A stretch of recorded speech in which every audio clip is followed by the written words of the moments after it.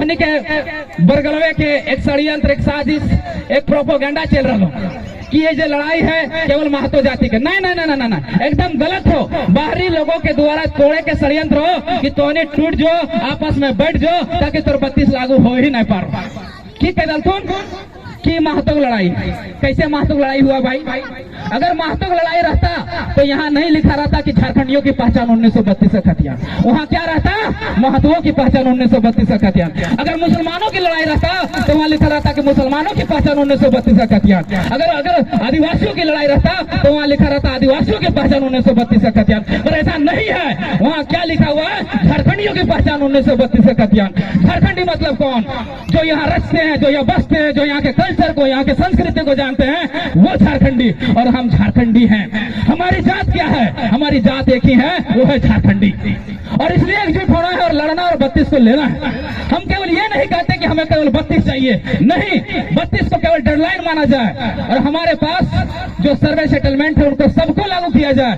पहला 1908 का सर्वे सेटलमेंट है, उसको लागू किया जाए। उसके बाद 1932 का है, उसको लागू किया जाए। उसके बाद 1964 है, उसको लागू किया जाए। 1964 को अंतिम सर्वे सेटल माना जाए और उसके बाद में जितना सर्वे सेटलमेंट है उसको मान्यता दिया जाए और झारखंडी को आइडेंटिफाई किया जाए कि झारखंडी कौन है। उसके बाद नौकरी निकाला जाए। उसमें क्या होगा कि 100 को नौकरी निकलेगा तो 90 को नौकरी हमारे बच्चों का होगा, जो आज नहीं हो रहा है।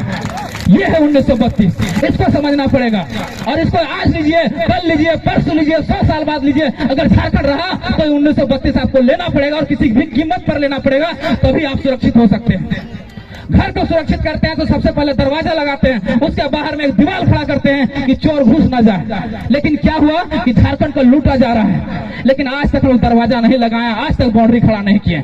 इसलिए आपको बाउंड्री खड़ा करना पड़ेगा। आज हम लिख के दे रहे हैं। 2002 में हमारे दीपक दा आंदोलनकारी हमारे यहाँ बैठे हुए हैं, डोमिसाइल का जो उन्होंने नारा दिया है कि हमारी पहचान 1932 का खतियान, झारखंडियों की पहचान 1932 का खतियान। तो ये जो लड़े 2002 में, हम किसी कारणवश इसी तरह से टूट गए थे, फूट गए थे, जातियों में, संप्रदायों में, लिंग में, धर्म में, व्यक्तिवाद में बट गए थे और लड़ाई वहां जाके विफल हुई कि फिर हम लोग को 2022 में यानी 20 साल बाद फिर लड़ना पड़ रहा है। और मोतीलाल महतो आज लिख के जाता है कि अगर ये लड़ाई हम लोग यहाँ नहीं जीत पाए तो फिर 20 साल बाद हमारा बच्चा लड़ेगा, ये हम लिख के दे रहे हैं। इसलिए आइए साथियों, किसी भी जात का हो, किसी भी धर्म का हो, किसी भी लिंग का हो, किसी भी संप्रदाय का हो, आइए हमारे साथ लड़िए, डट के लड़िए। और कुछ लोग कहेंगे कि लड़का लोग राजनीति करने आया, तो खुले तौर पर कहते हैं हाँ हम राजनीति करने आए हैं। क्योंकि कुंवर नारायण ने एक बहुत अच्छी बात कही थी कि अगर सड़क सूना हो जाएगा तो सदन आवारा हो जाता है। हम लोगों ने 2 साल के दौरान सड़क को सूना नहीं पड़ने दिया, लाखों लाखों की भीड़ उतार दी सड़कों पर, सड़क को सूना नहीं पड़ने दिया। लेकिन हम लोगों ने देखा कि जब तक आप लोग सदन नहीं जाएंगे तब तक आप लोग कानून नहीं बना सकते, तब तक नियम बनना नहीं सकता, तब तक सुरक्षा कवच नहीं बना सकते। इसलिए आपको सदन में जाना पड़ेगा। और कहता है कि लोकसभा का चुनाव लड़ना है। क्यों ना लोकसभा का चुनाव लड़े?